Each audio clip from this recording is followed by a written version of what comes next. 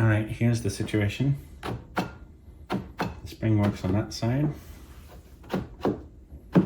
Sort of works. But here it's really stuck.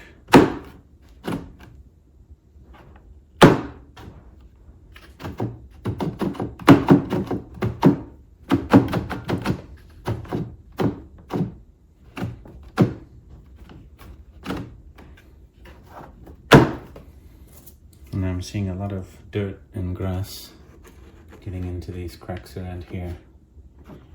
So I'm gonna have to figure out how to grease that so it doesn't get stuck. Like this. You can see a lot of dirt got in between the two parts that are supposed to slide together, so no wonder it was getting stuck. So I'm gonna take it all apart, get all that dirt out of there, and put some Vaseline in to make sure the plastic slides smoothly against the other plastic. Alright, there's some Vaseline on the inside.